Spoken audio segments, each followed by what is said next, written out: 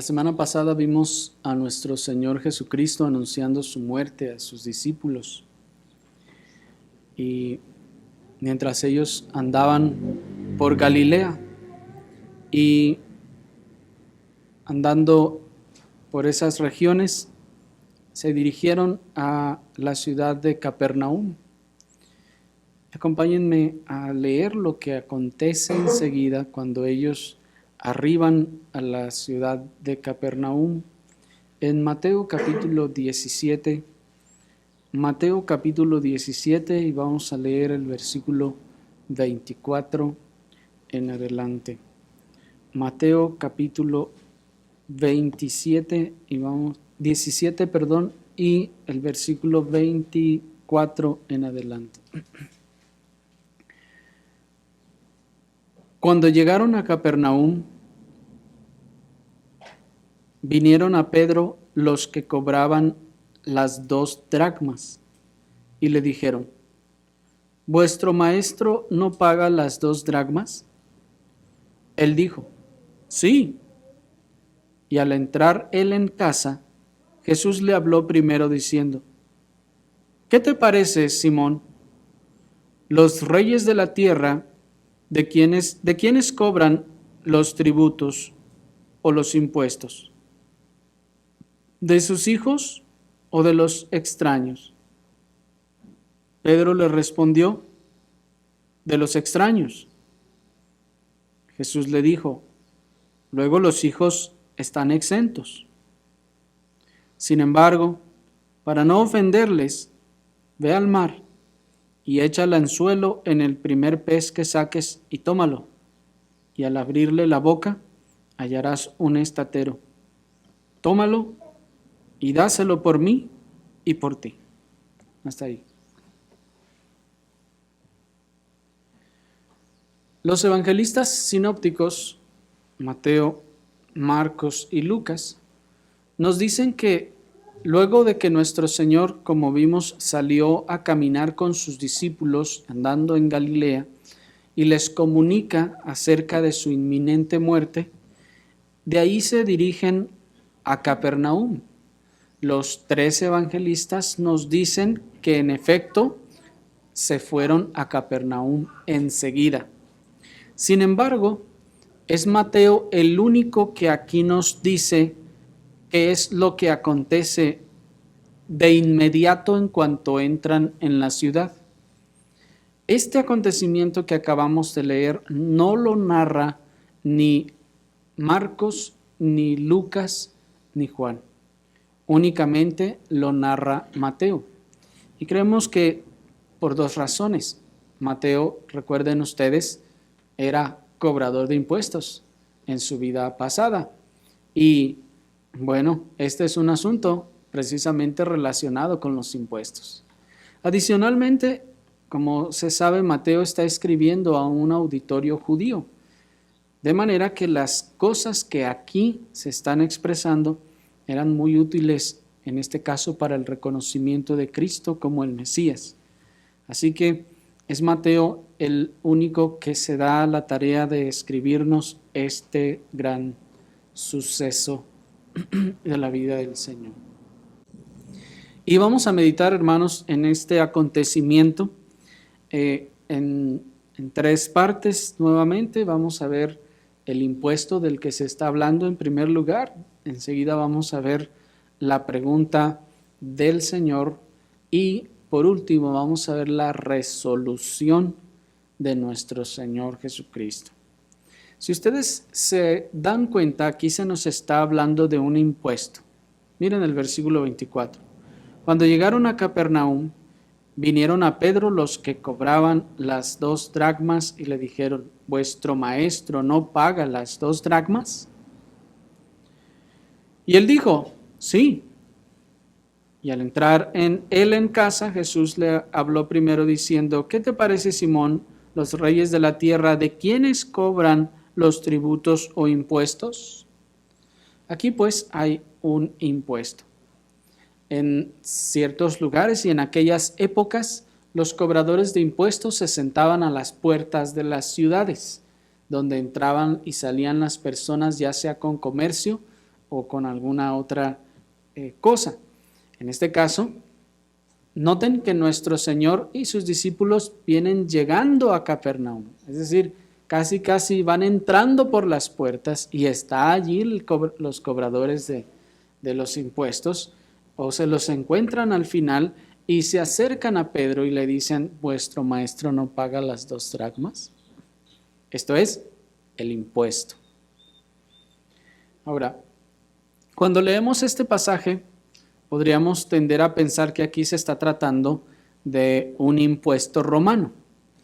Y lo que nos viene entonces enseguida a la mente es que al tratarse de un impuesto romano y nuestro Señor preguntarle a Simón de quiénes cobran los tributos o los impuestos los reyes, de los hijos o de los extraños, y enseguida darle esa conclusión, nosotros podemos tal vez pensar que nuestro Señor Jesucristo está tratando de criticar la dura mano de los gobiernos sobre el pueblo en cuanto a los impuestos.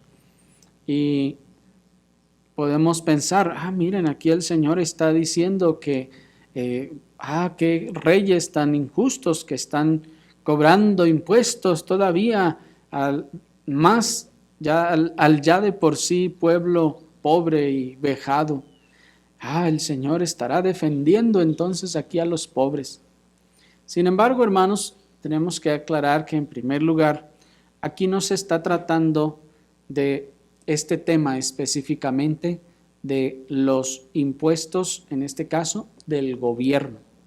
No, aquí no se está hablando de los impuestos del gobierno. ¿De qué entonces se está tratando? Aquí se está tratando de los impuestos para el templo. Y se está tratando de una contribución que Dios mismo estableció y que había requerido de todos los israelitas.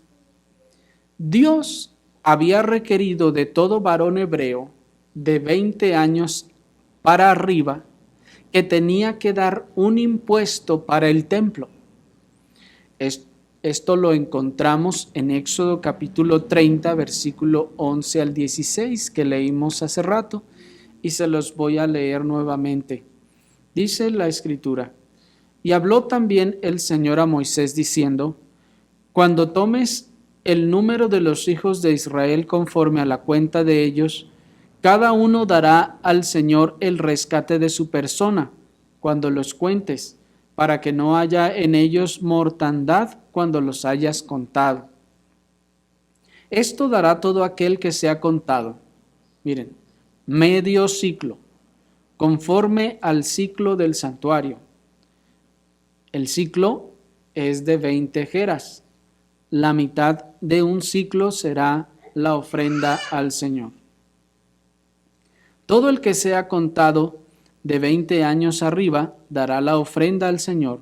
Ni el rico aumentará, ni el pobre disminuirá del medio ciclo, cuando dieren la ofrenda al Señor para hacer expiación por vuestras personas.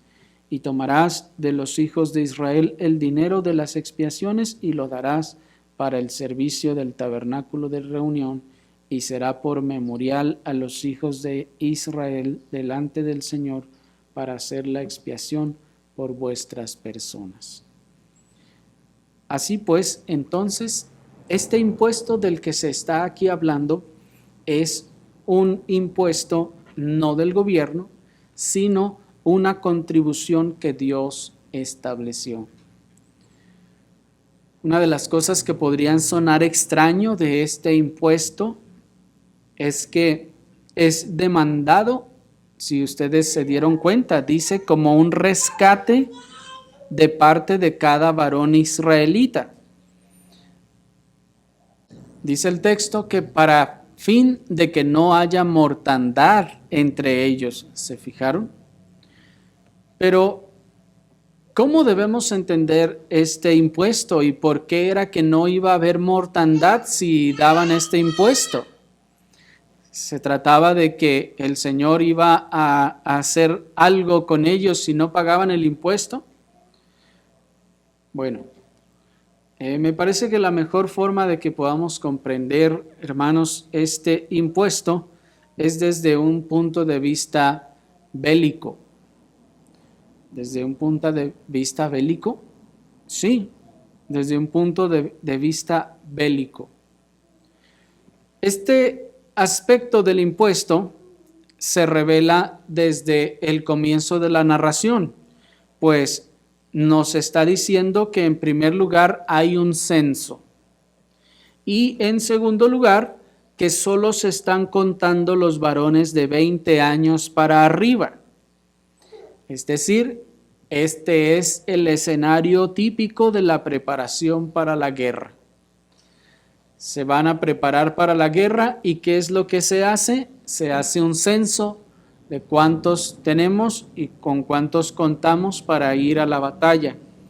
Así que estamos aquí hablando de un escenario típico de la preparación para la guerra, también porque los que son contados dice que se cuentan de la edad de 20 años para arriba. La edad de 20 años para arriba es la edad que se consideraba para que pudieran ahora sí ir a la guerra. Así que entonces este es un impuesto que se puede entender un poco mejor viéndolo desde esta perspectiva. En cuanto a la guerra, recuerden que cuando una nación, por ejemplo, estaba en guerra y estaba a punto de perder la guerra contra la otra nación que fuera más poderosa que ella misma, a esta nación que iba perdiendo, no le quedaba más que rendirse y pedir condiciones de paz. ¿Sí me están siguiendo? Esto era muy típico. Cuando una nación ya ve que ya prácticamente perdió la guerra, lo que procuran hacer es rendirse y pedir condiciones de paz. Estas condiciones solían incluir sometimiento y tributo. Es decir, que cuando esta nación pedía paz y decía, nos rendimos, ¿cuáles son las condiciones de paz? Es decir, ¿qué pides para que ya pares y tengamos paz? Esas condiciones solían incluir un sometimiento, que esa nación se sometía a la autoridad de la que venció, y también solían incluir tributo, es decir, que esa nación vencida le tenía que pagar tributo a la otra nación. Esta acción tenía como propósito evitar la inminente muerte de toda la nación y con ella la extinción de este pueblo que había sido vencido o de esta raza que habría sido vencida. Porque si no se rendían y no pedían condiciones de paz, pues ¿qué era lo que iban a pasar? Pues que iban a pelear hasta que se muriera el último. ¿Me explico? Y eso significaría entonces la extinción de ese pueblo y, bueno, muchas otras consecuencias más. De manera que el tributo o la servidumbre que se pagaba a la nación vencedora era, en cierta forma, y mírenlo así, en cambio de sus vidas. El tributo y la servidumbre que se pagaba a la nación vencedora era a cambio de no ser muertos todos. El tributo que se pagaba a la nación vencedora era en rescate de las vidas de los que quedaban vivos ahí. ¿Me explico? ¿Sí?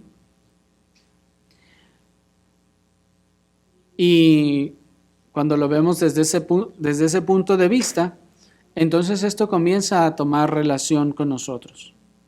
La nación de Israel acababa de salir de Egipto, acababa de entrar en un pacto teocrático con Dios.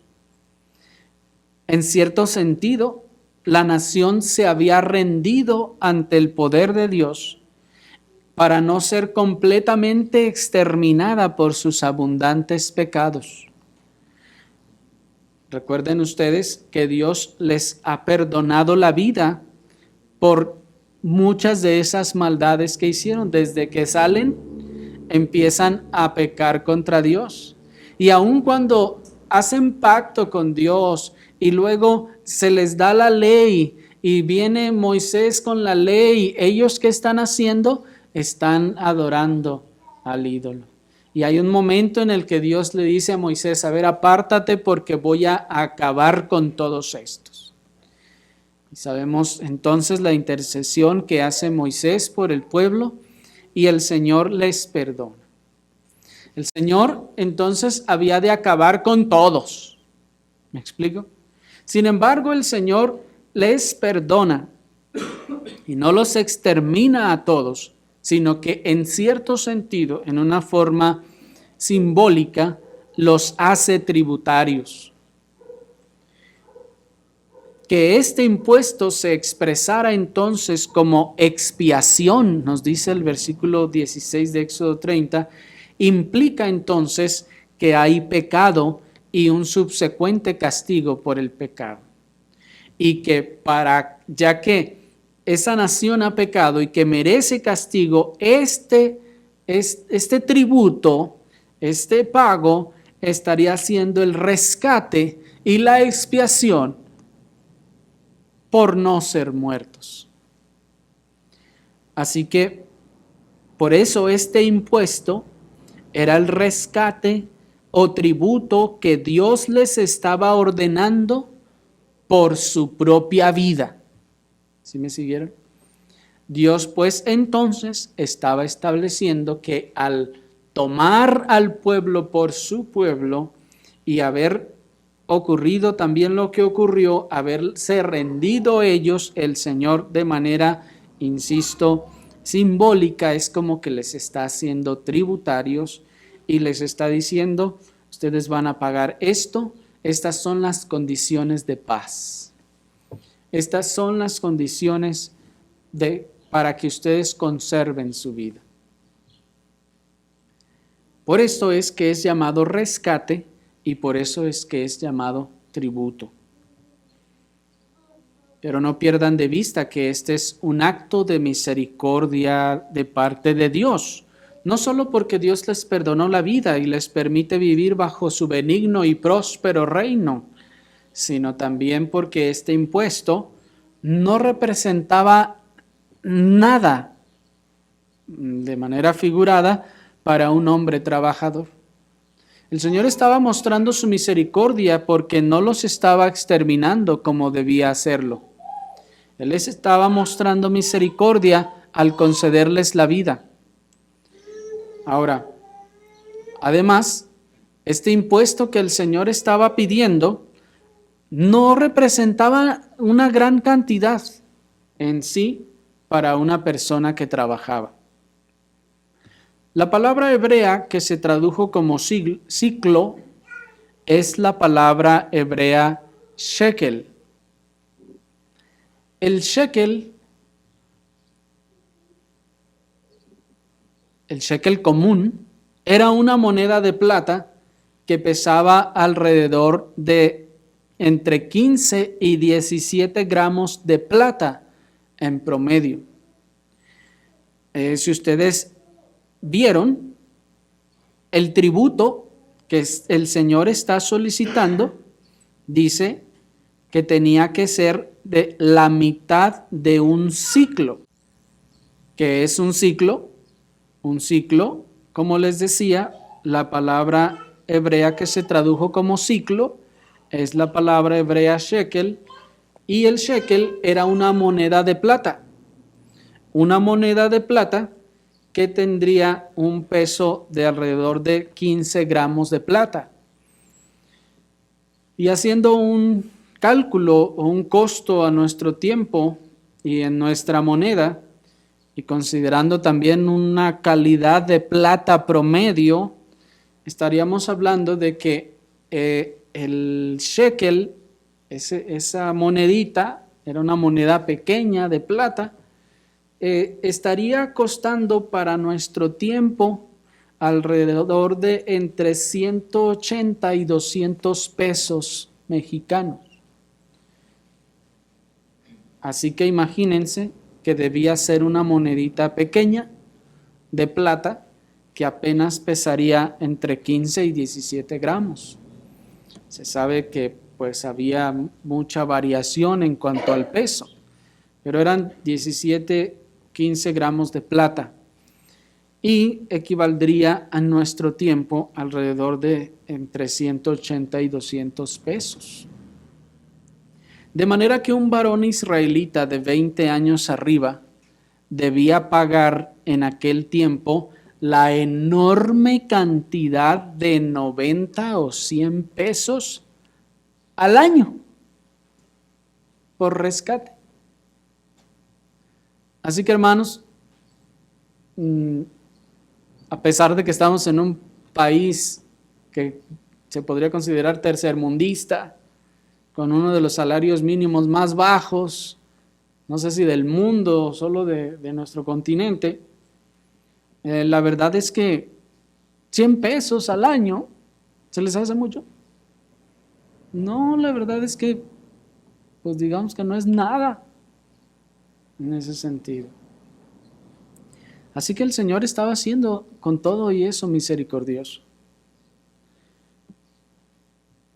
No se sabe exactamente en qué momento el impuesto se volvió anual, puesto que al leer Éxodo 30, no todos los comentaristas están de acuerdo en que allí se esté señalando que se estableció desde un principio de manera anual.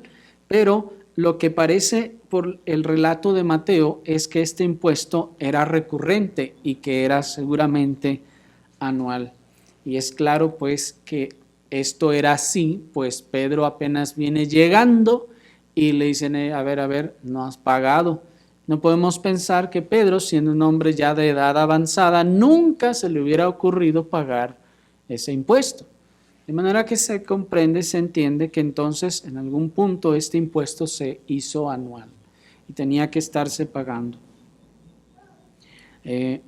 Ahora, quiero aclarar que si ustedes leen allí en Mateo 17, en el versículo 24 al final, preguntan y le dicen al Señor, ¿vuestro maestro no paga las 2 dracmas?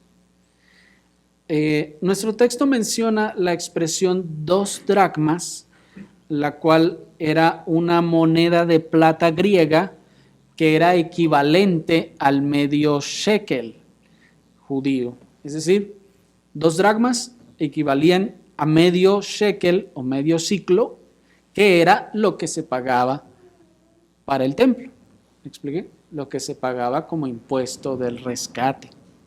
Así que este impuesto del que aquí estamos hablando es un impuesto, como vimos ya, que Dios estableció como tributo de rescate para el pueblo. Por eso era solo para los varones y los varones de 20 años hacia arriba, por voluntad de Dios, y este dinero entonces se destinaba para el templo. Ahora, ya que sabemos que se está aquí tratando de este tipo de impuesto, y ahora que tenemos claro cómo surgió y en cuánto consistía, ahora pasemos a nuestro siguiente punto, que es la pregunta del Señor. Versículo 25. Dice, él dijo, sí, o sea, Pedro. Y al entrar en casa, Jesús le habló primero diciendo, ¿qué te parece, Simón? Los reyes de la tierra, ¿de quiénes cobran los tributos o impuestos? ¿De sus hijos o de los extraños? Pedro le respondió, de los extraños. Jesús le dijo, luego los hijos están exentos. Hasta ahí. Cuando leemos estas cosas podemos confundirnos tal vez un poco con el lenguaje que nuestro Señor le está diciendo, de quiénes cobran los tributos, de sus hijos o de los extraños. Y uno puede pensar que se está el Señor preguntando, ¿cobran de los nacionales o de los extranjeros? Pero no, en realidad no está aquí el Señor preguntando en ese sentido. Es como si nuestro Señor le estaba preguntando a Pedro más bien, Simón, los reyes de la tierra, ¿a quiénes les cobran impuestos o tributos?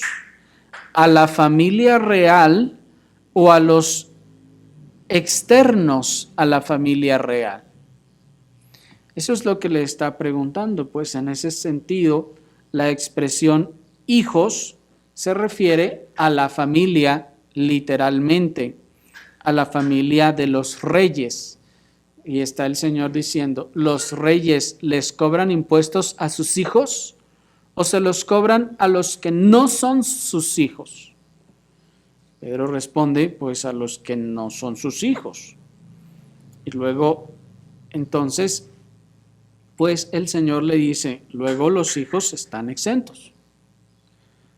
Así que el Señor le pregunta, ¿a quién le cobran los impuestos o los tributos? ¿A la familia real o a los externos a la familia real? Pedro razona y contesta adecuadamente y dice, se los cobran a los que no son de la familia real. Así pues, nuestro Señor entonces lo lleva a la necesaria consecuencia de que la familia real está exenta de impuestos, cuando dice, luego los hijos están exentos. Y esto, hermanos, es una realidad aún en los gobiernos que todavía tienen monarquías. Ya ahora con todos estos gobiernos pseudodemocráticos, pues ya estas cosas han perdido tal vez su sentido, pero en los gobiernos de las monarquías, los impuestos se cobran de todo el pueblo, excepto de la familia real. ¿Sí saben eso? La familia real no paga impuestos. Esto tal vez puede sonar extraño para nuestras mentes pseudodemocráticas, educadas toda la vida a una corriente de lo que se llama democracia en nuestro tiempo. Y tal vez nos podrá sonar sorpresivo, pero hermanos, es algo natural. Si ustedes venden naranjas partidas con sal y limón y chile y las están vendiendo, ¿a quién le cobran las naranjas cuando se las comen? ¿A los extraños o a sus hijos? Pues obviamente se los cobran a los extraños.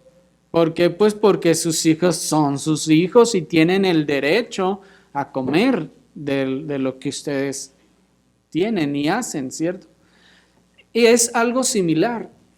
Las monarquías van a cobrar los impuestos de todo el pueblo, excepto de sus familiares, de su familia. Así pues, la familia real de ninguna casa, hasta donde sepamos, de ninguna casa real paga impuestos. Y esto no debemos de verlo como algo antinatural, hermanos, sino todo lo contrario, esto es lo más natural. ¿Por qué le vamos a cobrar impuestos a nuestros hijos?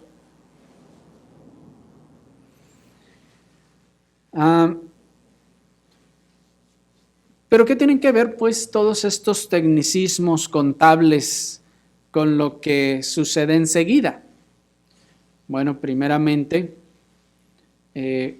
comprendamos que el mensaje que nuestro Señor Jesucristo quería transmitir a Pedro era el siguiente.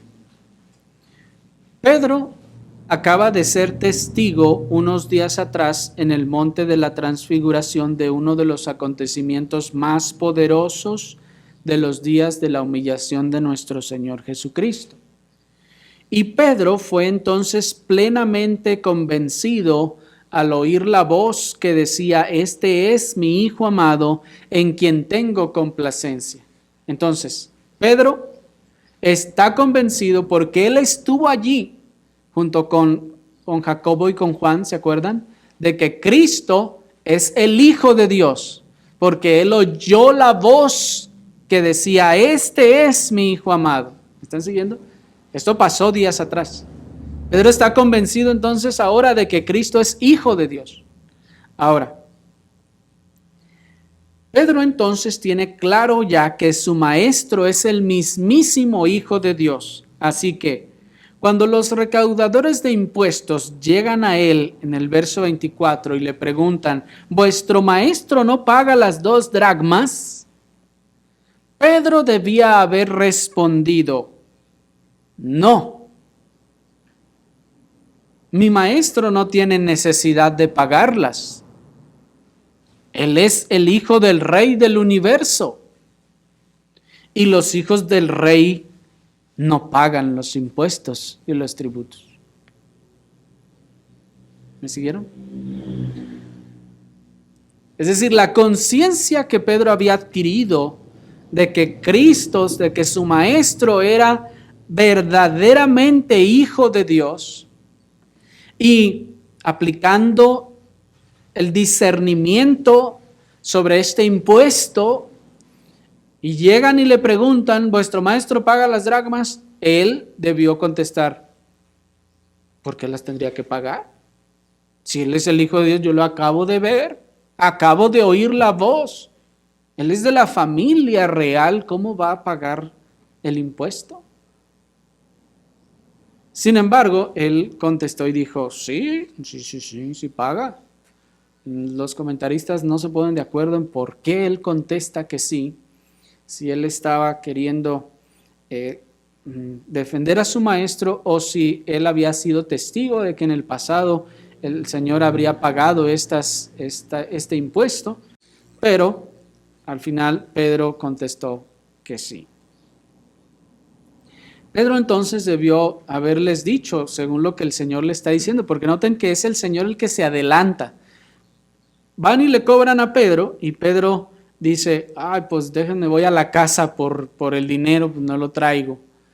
Fue entonces a casa y cuando entra en casa, antes de que Pedro empiece a hablar, noten que es Cristo el que le aborda. Dice el 25, Jesús le habló primero, dice. Es Cristo el que inmediatamente lo aborda y le dice, ¿qué te parece, Simón? Y le presenta el caso. ¿Me explico? Para darle esta enseñanza. Que en ese sentido, es como si le estuviera diciendo, mira Pedro, bueno, no se trataba, tienes que entender que si la respuesta era sí, no era porque no tuviera derecho a no pagarlas, porque en efecto le está diciendo, tengo derecho a no pagarlas.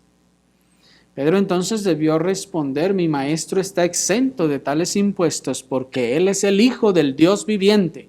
¿No había dicho Pedro estas palabras precisamente tiempo atrás? El Hijo del Dios viviente. Él no tiene obligación de pagar nada. Pero es aquí donde nuestro Señor Jesucristo implanta su enseñanza en nosotros a través de su ejemplo y de su resolución. Y acompáñenme a ver, en tercer lugar, la resolución de nuestro Señor en el versículo 27. Dice el 27, sin embargo, para no ofenderles, ve al mar y echa el anzuelo, y el primer pez que saques, tómalo, y al abrirle la boca hallarás un estatero, y tómalo y dáselo por ti y por mí. Hasta ahí. Como vimos pues entonces, si los hijos del rey no pagan el impuesto o no tienen la obligación de pagar impuestos, nuestro Señor Jesucristo no tenía necesidad ni obligación de pagar tales impuestos, pues Él es el Hijo del Dios viviente. Sin embargo, era parte del plan divino que su deidad no fuera manifestada abiertamente a todos, así como ocurrió en el monte de la transfiguración, sino que era necesario que los que creyeran en Él y en su deidad creyeran por fe y no por vista.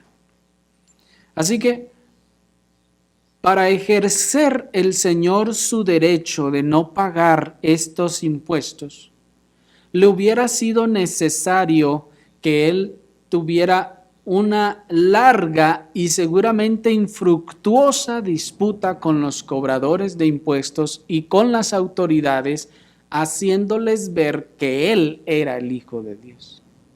¿Me están siguiendo?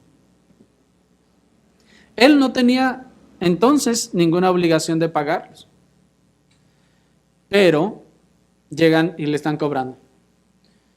Para no pagarlos, entonces el Señor hubiera tenido que empezar a explicarles: miren, no, miren, es que yo soy hijo de Dios. ¿Cómo que eres hijo de Dios?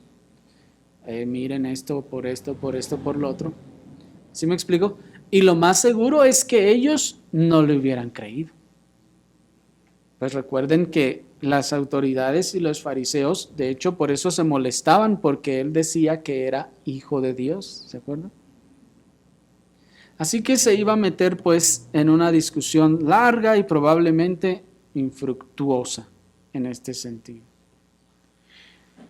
Y si a pesar de la incomprensión de ellos, nuestro Señor se resolviera a hacer valer su derecho y no pagar los impuestos, esto entonces causaría un escándalo entre los recaudadores de impuestos y de las autoridades, porque ellos iban a decir: mira, no paga el impuesto.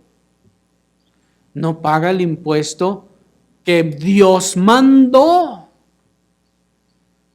¿Mandó Dios ese impuesto? Sí. ¿Era una obligación? Sí. Y entonces ellos lo están viendo, ellos no saben que es el Hijo de Dios y lo ven que no paga. Entonces, ¿qué iba a suceder en sus mentes? Iba a ocurrir un escándalo. Ellos se iban a alarmar y iban a decir: ve nomás, y eso que él es el maestro y que dice que es el Mesías y que no sé qué, y ni paga los impuestos y ni obedece la ley. ¿Están siguiendo?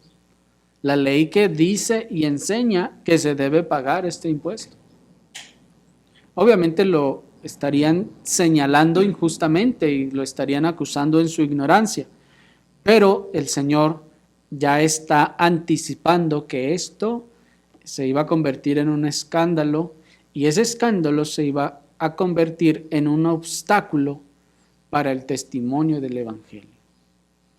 Pues dice el Señor: sin embargo, para no ofenderles, ve al mar. En ese sentido, el Señor está diciendo: no vamos a ponernos a discutir con ellos, hacerles entender, porque, como les decía, lo más seguro es que no van a entender. Así que tampoco nos vamos a poner en la postura de: no, ¿yo por qué voy a pagar? Yo sé en lo que soy, y con que yo sepa y con que yo entienda, pues que el mundo ruede. No, tampoco se trata de eso. Pues esa es la postura que toman muchas personas, de pues, con que yo sepa, con que yo entienda, con eso. No, miren, aquí el Señor está anticipándose a lo que los demás van a estar pensando y van a estar viendo. ¿Me explico? Porque muchas personas también hacen eso y dicen: no, pues con que lo sepa yo. O dicen: pues a mí no me importa lo que digan los demás. Que la gente hable, siempre va a andar hablando. No me importa. Bueno, en casos como este, donde podemos estar aparentando desobedecer un mandamiento de Dios, entonces el Señor lo que hace es evitar poner un obstáculo para el Evangelio. Y puesto que ellos no iban a entender, o más bien se iban a rehusar a entender, y eso podía constituirse en una aparente mancha para el Evangelio, nuestro Señor Jesucristo toma la resolución de renunciar a su derecho como el Hijo del Dios viviente y pagar el impuesto. ¿Se fijaron? Él no toma la actitud y la conducta de decir, pues yo sé quién soy y háganle como quieran. No, el Señor renuncia, toma la resolución de renunciar a su derecho de no pagar y dice, con tal de que eso no les sea un obstáculo para el Evangelio, lo pago. Pedro, ve, y ahí encontramos que Pedro va a echar el anzuelo en el mar, y entonces al primer pez encontrará en su boca un estatero, que es ahora una moneda equivalente, en este caso, a el shekel o al ciclo, que entonces él habría de pagar tanto por él y por Pedro. Miren entonces la disposición sacrificial, hermanos, de nuestro Señor Jesucristo, que está dispuesto a renunciar a sus derechos con tal de no causar ningún aparente vituperio al Evangelio y a la causa del Señor. Y además, estamos hablando de medio ciclo por cada uno. El Señor dice, hay que pagárselo para que no piensen que estamos desobedeciendo a Dios, para no dar, mírenlo así, para no dar la apariencia de que estamos desobedeciendo a Dios. Y ellos entonces luego no quieran oírnos porque digan, ay mira, está pecando. No, ya no hay que oírle. No, ya ni hay que hacerles caso. ¿Me explico? De donde aprendemos entonces, hermanos, que a pesar de lo que el mundo hoy dice, también nosotros no solo debemos hacer el bien, y dejar de hacer el mal, sino no aparentar que estamos haciendo mal. ¿Sí me explico? No debemos aparentar en todo caso que estamos haciendo el mal, aunque no lo estemos haciendo.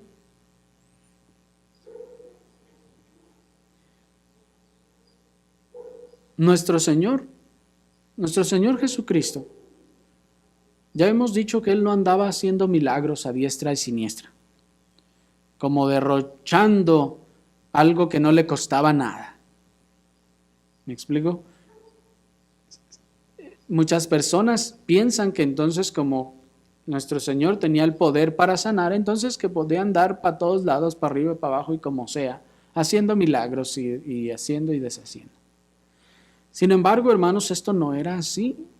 Nuestro Señor no andaba haciendo milagros a diestra y siniestra por cualquier cosa, por lo que se le atravesara. Se caía un árbol y hacía el milagro de quitar el árbol. ¿Sí me explico? O sea, eso no andaba haciendo el Señor. Sino que la sabiduría divina siempre ha sido económica, es decir, economiza y no derrocha en lo que no es necesario. En ese sentido, el poder de Dios es económico, es decir, economiza y no anda derrochando poder en las cosas que no sean necesarias. Nunca vimos al Salvador haciendo flotar agua desde allá, desde Galilea hasta donde anduviera porque tenía sed. ¿Podía hacerlo? ¿Tenía el poder para hacerlo? Pues claro que podía. ¿Y por qué no lo hizo? ¿Por qué no hizo como un popote desde allá hasta donde él estaba para tomar agua de allá porque estaba en el desierto o algo así? ¿Me explico? ¿Por qué nunca hizo estas cosas? Nunca le vemos al Señor que estuviera multiplicando las monedas de la bolsa cuando había necesidad. ¿Me explico? ¿Había necesidad? Claro que había necesidad y había poquitas monedas. Y cuando había poco, entonces los mandaba a trabajar a los discípulos a pescar y a sacar dinero. ¿Por qué no? Pues nos evitamos todo eso. ¿Y por qué no multiplicaba las monedas de la bolsa? ¿Podía multiplicarlas? Claro que podía. ¿Por qué no lo hizo? Porque la sabiduría divina, hermanos, no es derrochadora, sino economizadora. el poder de Dios no se derrocha en vanidades y en esas cosas. No vemos al Señor multiplicando los panes cada que tenían hambre o les faltaba 1 o 2 panes. Y noten adicionalmente que siempre, todos los milagros del Señor son hechos para favorecer a alguien más. No encontramos en la Escritura un milagro en donde el Señor esté obrando para favorecerse él solo o incluso para favorecer, en este caso, a ayudar a sus discípulos. Sin embargo, como observan, aquí es el único caso en donde el Señor prefirió hacer un milagro para beneficio de Pedro también en este caso, que causar un escándalo al Evangelio. ¿Me están siguiendo? Este es el único caso en donde encontramos que el Señor está haciendo un milagro que en este caso no está beneficiando a alguien más, a un tercero. Bueno, alguien podría contar como el tercero a Pedro, pero esto no lo vemos aún ni con los discípulos, excepto aquí. Lo que es muy importante y nos enseña mucho, hermanos, porque nos está diciendo que nuestro Señor está prefiriendo hacer un milagro antes que causar escándalo al Evangelio. Esto nos deja entonces clara la prioridad que hay en el corazón de nuestro Señor. Observen entonces el orden de prioridades que nosotros también debemos aprender de Él. Primero está la causa del Señor. En este caso, que mis derechos. En otras palabras, cuando el reino de Dios podría ser desacreditado por el reclamo o ejecución de mis derechos, primero está el reino de Dios que mis derechos. Es decir, no en todo caso y en toda forma, no, pero cuando el reino de Dios podría ser desacreditado por el reclamo o ejecución de mis derechos, entonces primero está el reino de Dios que mis derechos.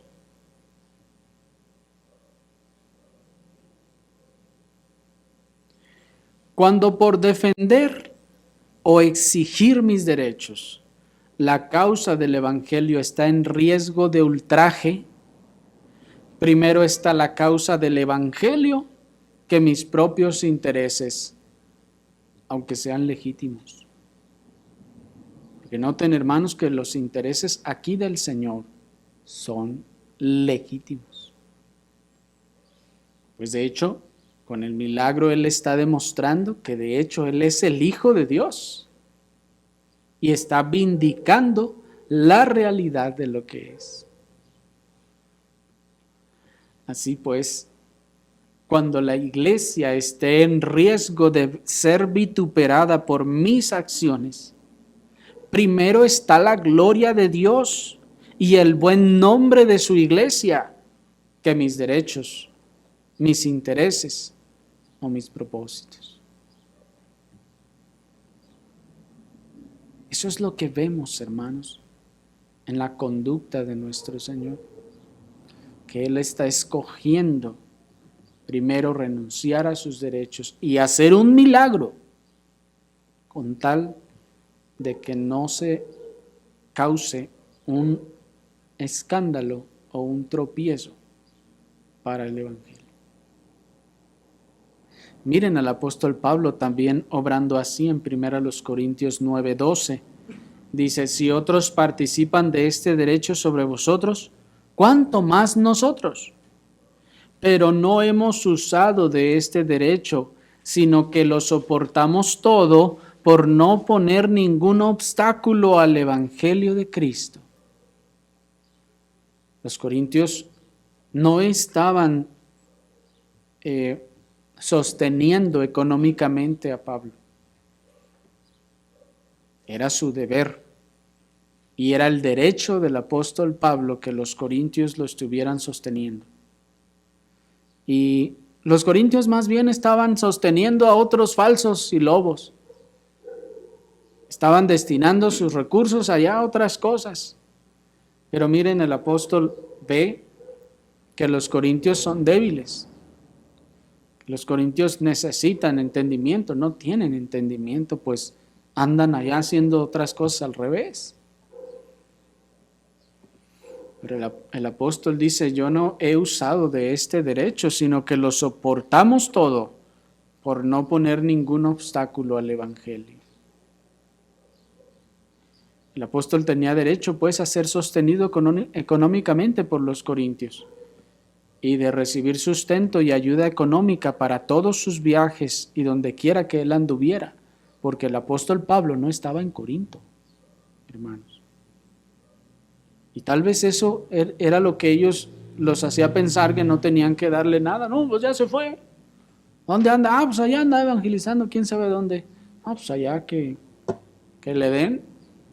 No está aquí predicándonos. Pues allá que lo mantengan. Y el apóstol dice, no. El que les dice, ¿no sois vosotros mi obra en el Señor?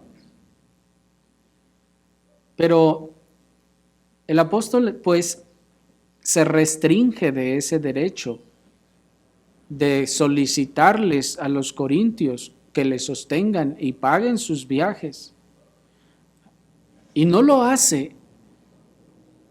Se restringe ese derecho a causa de la debilidad de los corintios y de la falta de entendimiento que ellos manifestaban, porque es como si les estuviera diciendo, no se los digo, no les digo lo que deben de estar ustedes haciendo, porque entonces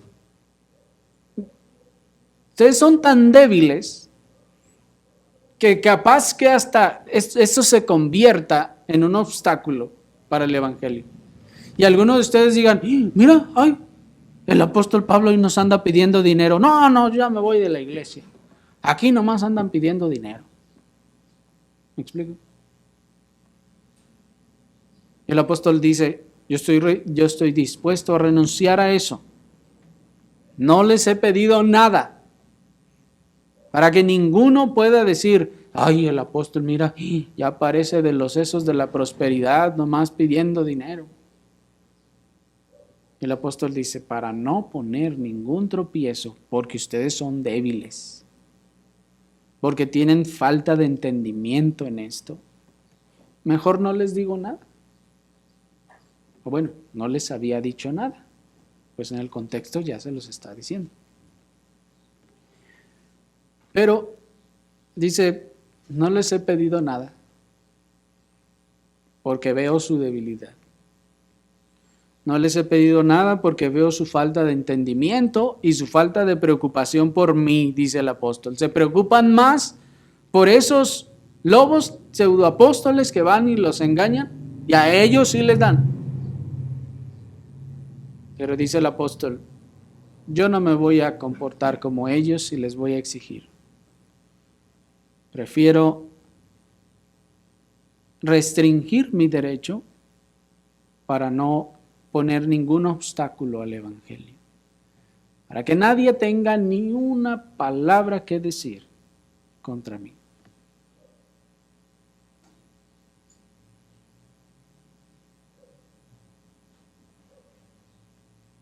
Aquí está entonces el ejemplo que nosotros debemos seguir. Así como nuestro Señor y el apóstol Pablo está renunciando a estos derechos para fin de no ser un obstáculo al evangelio.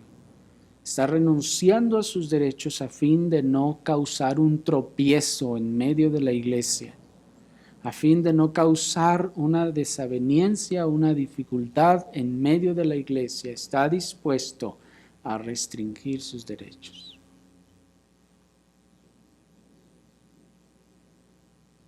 Ahí están las prioridades, como les decía.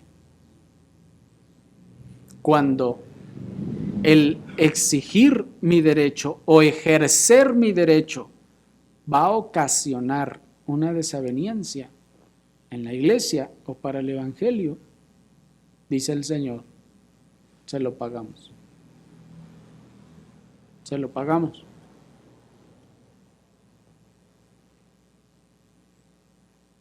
Aunque no se lo merezca, aunque no tenga la razón, se lo pagamos para que no tenga ni una sola cosa que decir.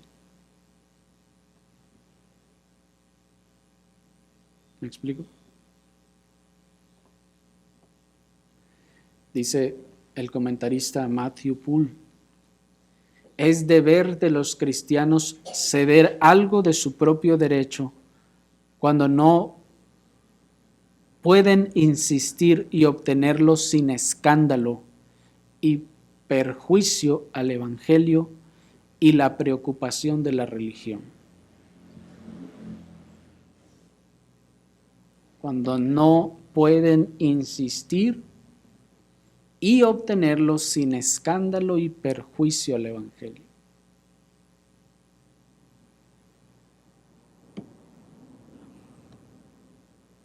Así que, hermanos, ahí es donde vamos nosotros a sobrellevar o a pasar por alto algunas ciertas ofensas, algunas ciertas formas en las que nos hablaron o se dirigieron a nosotros, o alguna que otra cosa también de esa índole, para no causar, pues, desaveniencia en la iglesia, para no causar mancha o vituperio al evangelio, aún también de los de afuera.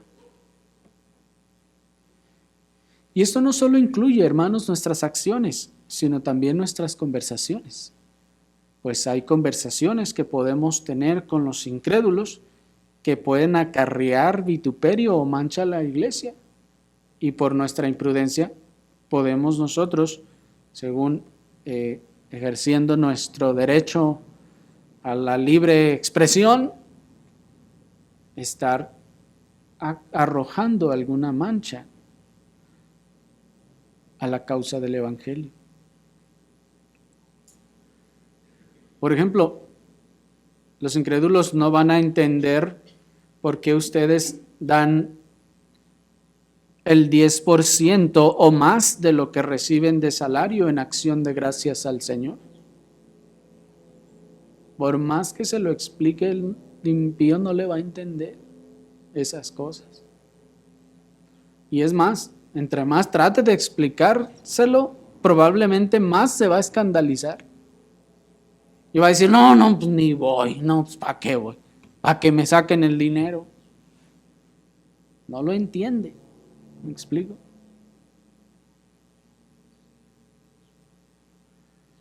Los incrédulos no van a entender por qué el cristianismo o dentro del cristianismo se levantan también falsos maestros y lobos rapaces. Y si nosotros andamos dando cuenta de cosas así, de circunstancias así, hermanos, nosotros estamos causando un tropiezo. Estamos poniendo un obstáculo al evangelio, aunque pensemos que al decirlo estamos ejerciendo nuestro derecho o nuestra libertad. Los incrédulos no van a entender por qué es necesario que entre nosotros haya divisiones o separaciones, pues la Escritura dice para que se manifiesten los que son verdaderamente hijos de Dios.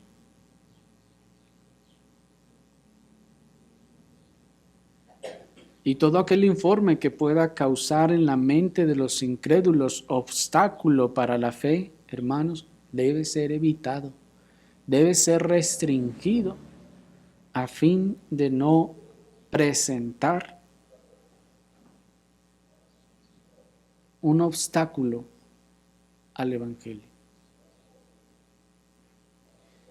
Y ahora quiero terminar con una nota importante una nota aclaratoria y de balance en esta situación.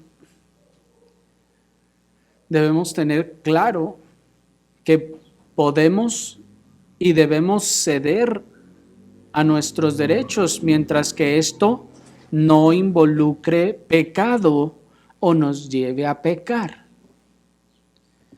Repito, si vamos a ceder nuestros derechos, podemos y debemos ceder nuestros derechos siempre y cuando al hacerlo esto no nos involucre el pecado o nos lleve a pecar. Por ejemplo, alguien pensará y dirá, pero es que si no cedo a lo que me está pidiendo mi vecino, mi amigo, mi familiar, entonces yo voy a poner un obstáculo para que ese familiar no venga a la iglesia o oiga del Señor. Pero si lo que le está pidiendo es pecado, ¿sí me explico?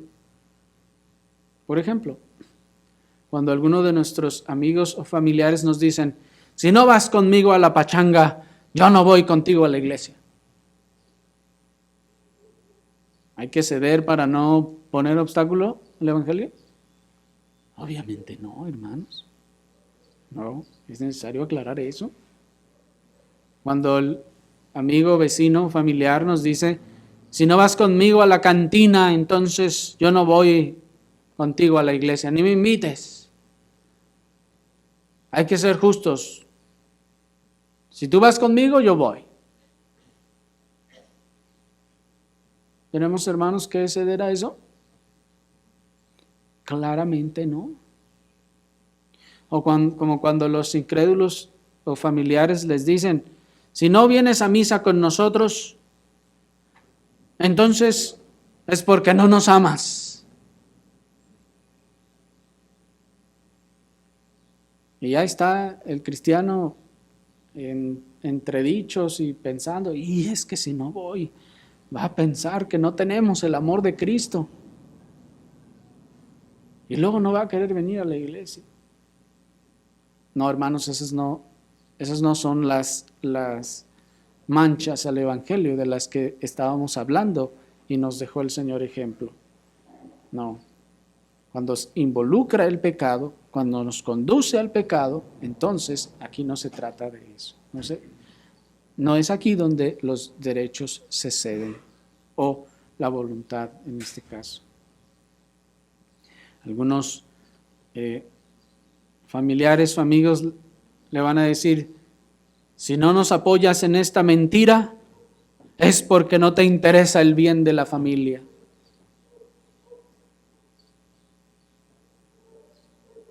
¿Y qué va a hacer usted? Entonces para no poner tropiezo al evangelio, voy a seguirles el juego y voy a decir que sí es cierto, aunque yo sé que no es cierto. ¿Sí me explico? Para que cuando yo les hable, entonces estén contentos conmigo y me reciban lo que les diga. No, hermanos, estamos razonando muy mal. Estamos razonando al revés en esos casos. También los amigos familiares nuestros nos van a decir, si no firmas este papel y te comprometes, y hasta ilegítimamente, es porque no tienes amor.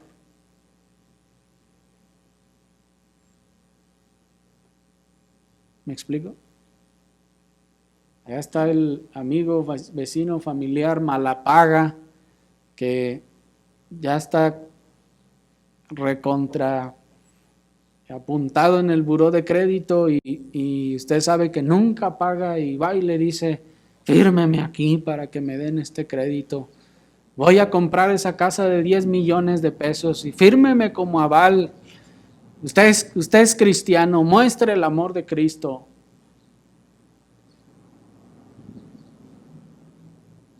Ahí es donde se cede y se muestra el amor de Cristo para no poner mancha al evangelio. No, hermanos, por favor. No le firme.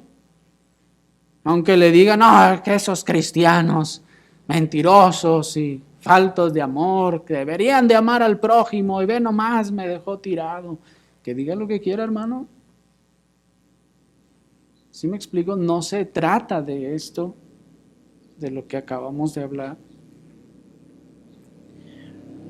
Así como también cuando los amigos o familiares digan, si no nos visitas los domingos, es porque es mentira que el amor que dices que tienes.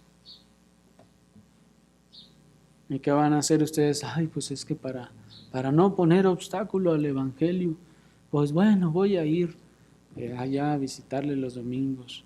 O cuando dicen, si te visitamos los domingos y te vas con tus hermanuchos, entonces nosotros nunca vamos a ir a tu iglesia y nos vas a demostrar que no nos amas. ¿Es ahí donde debemos ceder para no poner tropiezo? No, ahí no, hermanos, esos no son casos, puesto que todos estos que les he mencionado involucran pecado. Y así como estas muchas formas más en las que se presume o amenaza con una mancha al evangelio si no cedemos al pecado. Pero debemos saber que estas no son ocasiones del Señor para poner en práctica este mandamiento, sino más bien que estas son trampas del diablo para arrastrarnos al pecado. No, estas no son las oportunidades que el Señor nos pone para poner en práctica este mandamiento que vimos hoy, sino más bien trampas del diablo para arrastrarnos al pecado. Asimismo, el ejemplo y la enseñanza de nuestro Señor no significa que no podamos o no debamos hacer entender a algunos de nuestros familiares o amigos lo que es correcto, lo que es justo y lo que es legítimo delante del Señor, a fin de que no cause ningún vituperio al Evangelio en nuestra conducta. Pues aquí no se trata de convencerlos acerca de Cristo, de que Cristo es el Hijo del Dios viviente, sino de convencerlos acerca de la justicia y de la verdad. Es decir, debemos también tener en cuenta que esto no significa que nosotros debemos ceder porque decimos, no, pues es que de aquí a que le explico y a ver si me entiende, pues no, está bien, pues voy a hacer lo que dice. No, hermanos, no cuando se trata de un asunto que implica lo que es correcto o lo que es incorrecto, lo que es verdad, lo que es mentira, lo que es justo y lo que es injusto, aún incluso los principios bíblicos sobre los roles en la familia y en la sociedad, nosotros podemos y debemos explicar a nuestros familiares, no lo voy a hacer porque esto no es correcto lo que me estás pidiendo. Porque lo que me estás pidiendo va en contra de la palabra de Dios. Así que, discúlpame, pero no lo voy a hacer. Aquí no se está tratando, o sea, alguien dirá, bueno, pero el Señor tampoco les quiso explicar a aquellos, ¿no? Pero aquí no se trata de fe, ¿sí me explico? Lo que ellos no iban a poder entender era un asunto de fe, que Cristo era el Hijo de Dios. Acá se trata de asuntos de justicia. Esto no es justo, esto no es correcto. ¿Me explico? Acá se trata de asuntos más bien, hermanos, de lo que es legítimo y lo que es correcto. ¿Me explico? Si algún familiar de ustedes, una mujer, les dice, ven, ayúdame para ir y decirle a mi marido todo lo que tengo ganas de decirle. Y ustedes digan, bueno, pues para no poner obstáculo al evangelio, ahí voy. ¿Sí me explico? Hermanos, no vamos a ceder y no vamos a actuar, en este caso, en esas cosas, sino vamos a explicar. La palabra de Dios dice esto, por esta razón no voy a hacer lo que me pides. ¿Me explico? Y no se necesita en este caso fe para entender la diferencia entre lo bueno y lo malo, entre lo justo y lo injusto, entre lo correcto y lo incorrecto. Por esta razón es necesario que nosotros en ciertos casos podamos y debamos hacer entender a algunos amigos o familiares acerca de la justicia y de la verdad. Habrá que hacerles ver lo correcto y lo incorrecto, lo justo y lo injusto, y ayudarles a distinguir entre la verdad y la mentira. Ahora, en cuanto estas cosas no tienen que ver con esto, busquemos, hermanos, aún ceder en nuestros derechos, rendir nuestros derechos para que el Evangelio no sea vituperado. Oremos, hermanos, al Señor.